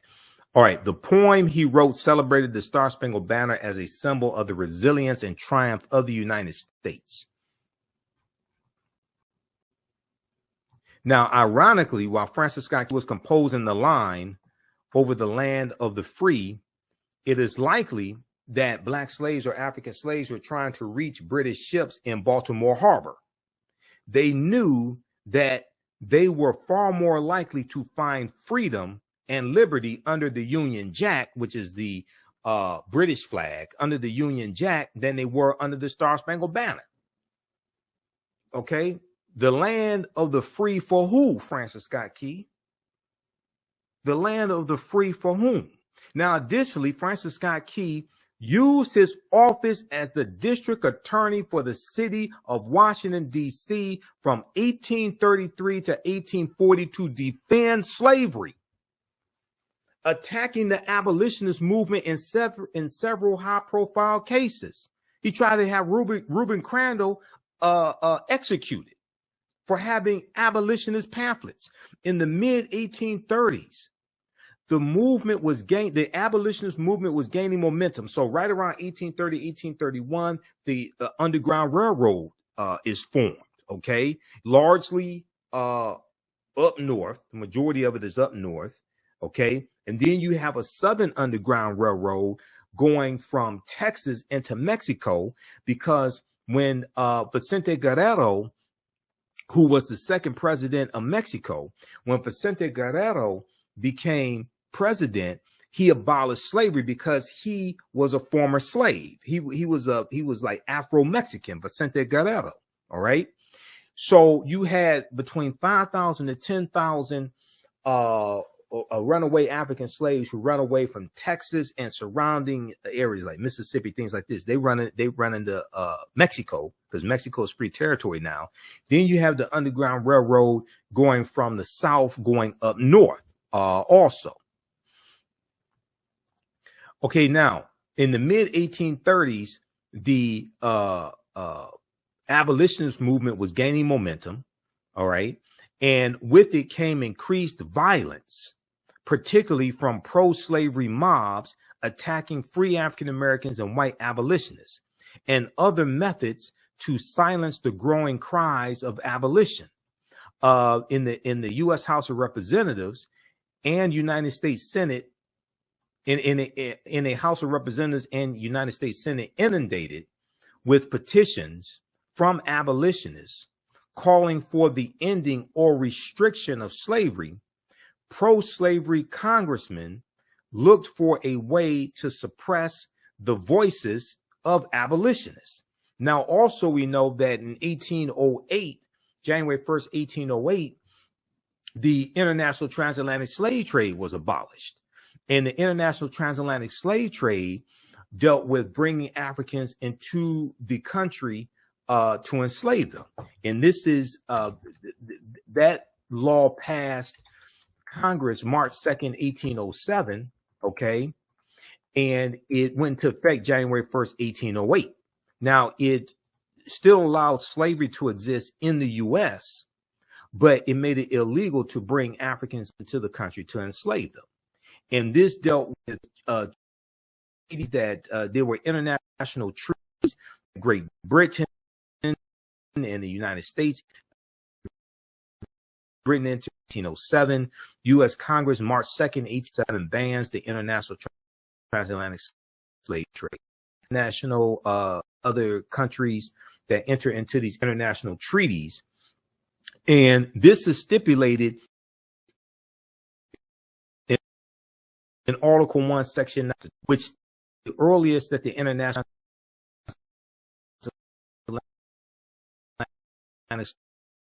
slave a $10 tax, a tax of up to $10 on for each African that was brought into the country.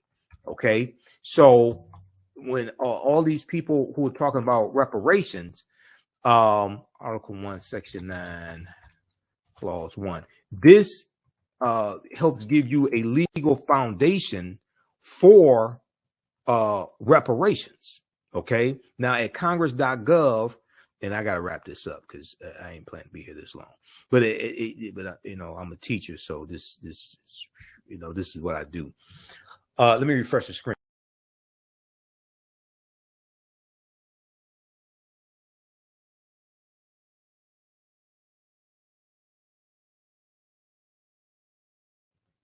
All right, now, okay, we're back here because I got to upgrade the I got to upgrade my laptop. I need a new laptop. I need one that has a faster processor than this laptop here. So U.S. Constitution. So this is congress.gov, Article 1, Section 9, Clause 1, migration or importation. Okay. Restrictions on the slave trade. This is in the U.S. Constitution. The migration or importation of such persons as any of the states now existing shall think proper to admit, shall not be prohibited by the Congress prior to the year 1808, but a tax or duty may be imposed on such importation not exceeding $10 for each person, not exceeding $10 for each person. So all the Africans that were brought into this country from January 1st, 1808 to July of 1860, when the Clotilda comes into Alabama, about July of 1860, and the Clotilda is the last known slave ship that came into the U.S., and that was illegal because when that whole thing happened because of a bet that a wealthy white man made that he could bring in a slave ship and he could navigate around the authorities. Okay, that's how that happened. But all those Africans that were brought in from January 1st, 1808 to July of 1860 was illegal based upon federal law. And their court cases like the 1841 U.S. Supreme Court case of the United States versus the Amistad that document this, because those Africans, Joseph Sinkio and those Africans largely from Sierra Leone on the Amistad slave ship, which was 1839, and then the U.S. Supreme Court cases 1841. When they were captured, it was illegal and violated international treaties. If you go to archives.gov, U.S. National Archives, and look up the Amistad case, okay, U.S. National Archives, the Amistad case, the first thing that it tells you is that it was illegal for those Africans to be captured in the first place because it violated international treaties. All right, so U.S. National Archives, archives.gov, the Amistad case. In February 1839, Portuguese slave hunters abducted a large group of Africans from Sierra Leone and shipped them to Havana, Cuba, a center for the slave trade. This abduction violated all of the treaties in existence. You're dealing with a violation of international law when they were captured. Okay. Then when you go through and click on read more, and you go through and read the whole about the whole court case, and it went through the federal courts, then it went to the U.S. Supreme Court. Okay, the U.S. Supreme Court decided in favor of the Africans, stating that they were free individuals kidnapped and transported illegally. They had never been slaves because it was illegal for them to be captured in the first place. It was illegal for that slave ship to come into U.S. waters.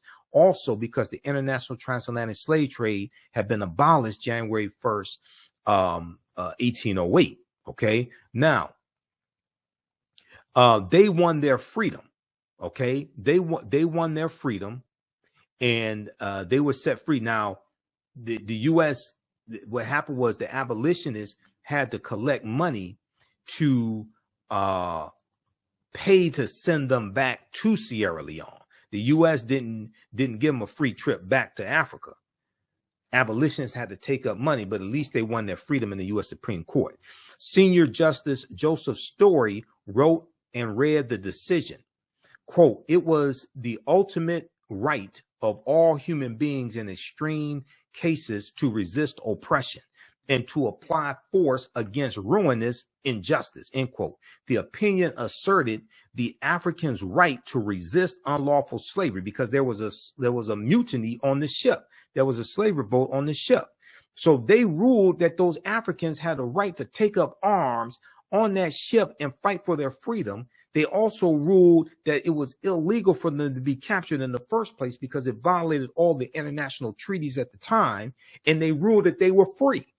So they were set free. Okay. All right. So read that from archives.gov, U.S. National Archives, dealing with the Amistad. Okay. Now,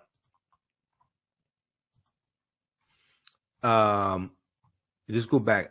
I'm going to wrap up here because I have to get out of here. I'm going to wrap up here with the Smithsonian Mag, and then we'll give you information about my online course, my 12-week online course that I teach also, where we get deep into this history.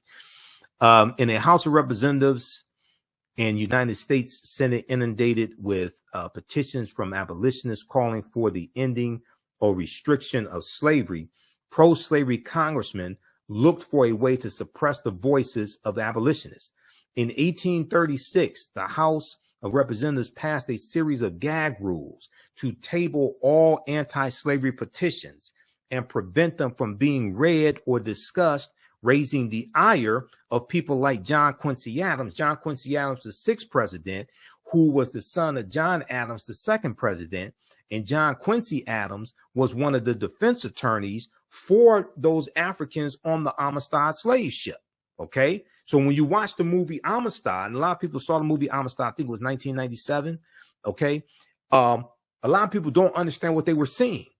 They're giving you a legal foundation for reparations in this country. And when we deal with repairing the damage of a legacy of slavery, we're seeking a legal remedy to a historical problem, which implies you need to understand both history and law. Unfortunately, most of our people don't understand either one of them. And the foundational law in this country is the U.S. Constitution. Article 6 of the U.S. Constitution tells you that the U.S. Constitution, all the previous treaties and all the subsequent treaties are the supreme law of the land. So when you go to lawmakers, you don't go to lawmakers to argue morality. You go to lawmakers to argue law, because lawmakers write laws. Laws get challenged in the judicial branch of the federal government, which are the federal courts, Federal Court of Appeals, and the U.S. Supreme Court.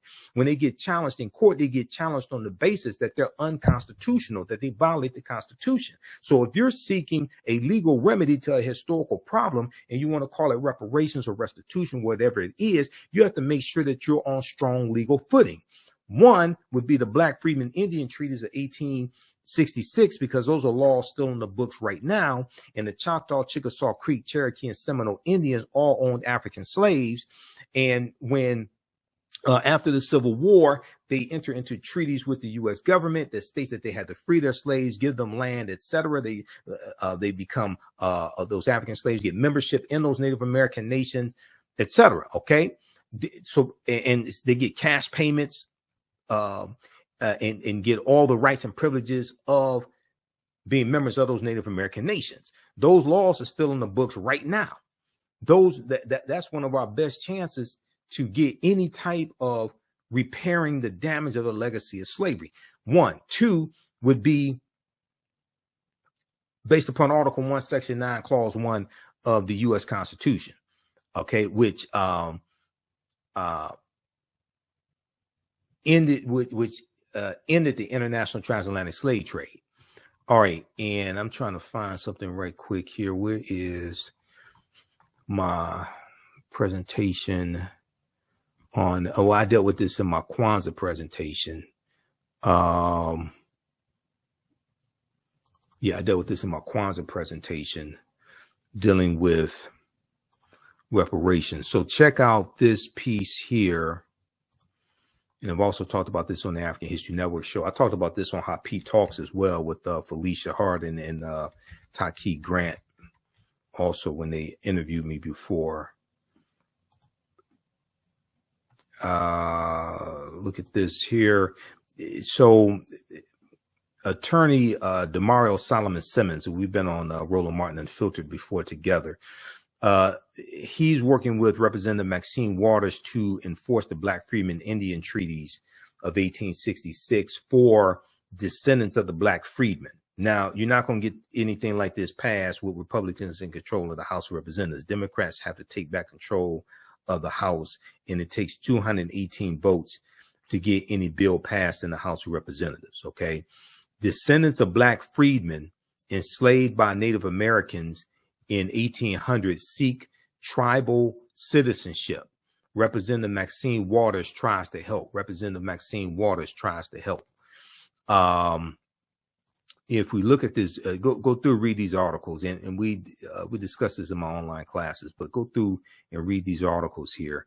Even though progress is being a little progress is being made, African Americans don't understand how to get reparations, law, and the legislative process. Read this article from thegrio.com. Maxine Waters leads push to get justice for Black Native Americans. This is from October 13th, 2021. Maxine Waters leads push to get justice for Black Native Americans. A dispute between Black members of indigenous tribes and the federal government is part of a history that is now being exposed on Capitol Hill.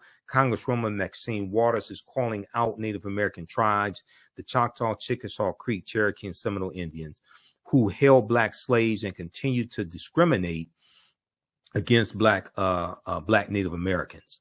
Okay, descendants of those Black enslaved by the hands of Native American tribes may get a slice of justice through access to Native American federal subsidies that had previously been denied to them.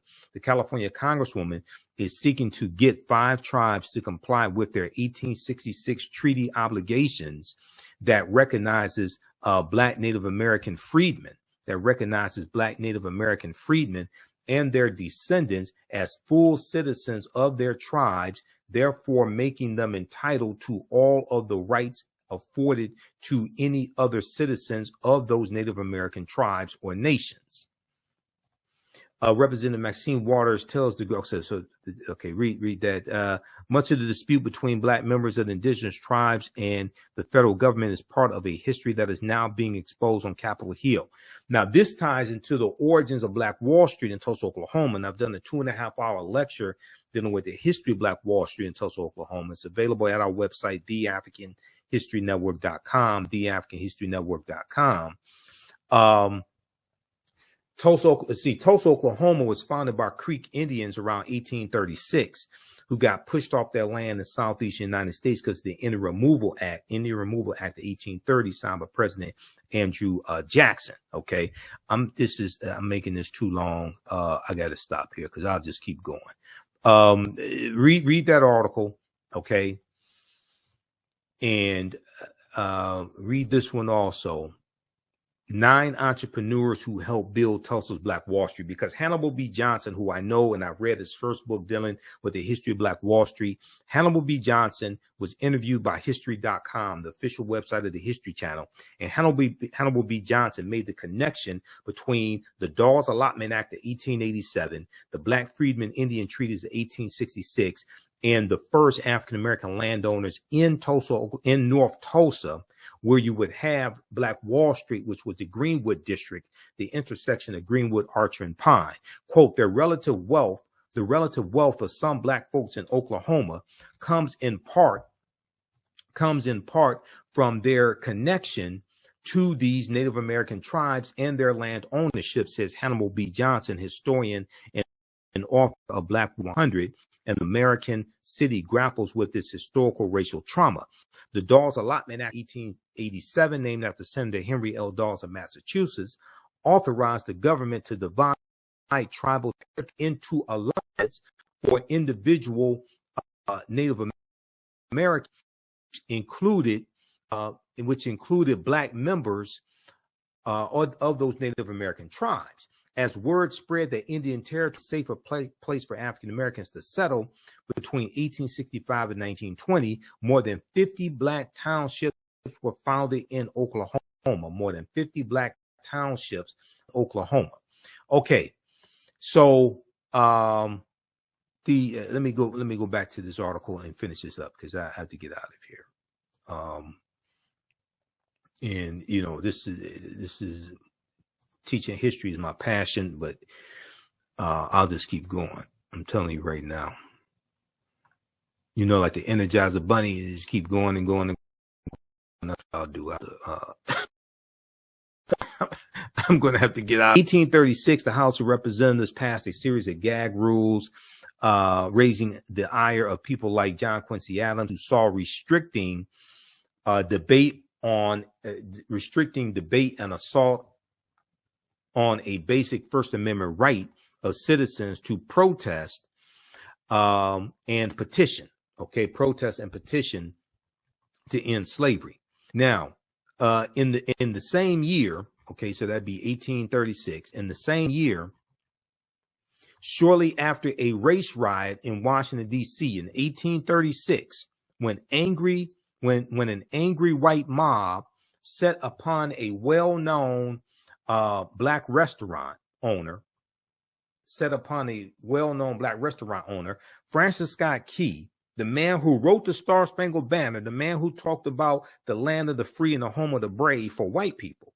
Francis Scott Key likewise sought to crack down on the free speech of abolitionists, those fighting to end slavery. Francis Scott Key believed these abolitionists were riling things up in the city of Washington, D.C. Francis Scott Key prosecuted a New York doctor living in Georgetown for possessing abolitionist pamphlets. In the resulting case of the U.S. versus Reuben Crandall, Francis Scott Key, the man who wrote the Star Spangled Banner, made national headlines by asking whether the property rights of slaveholders outweighed the free speech rights of those arguing for slavery's abolishment.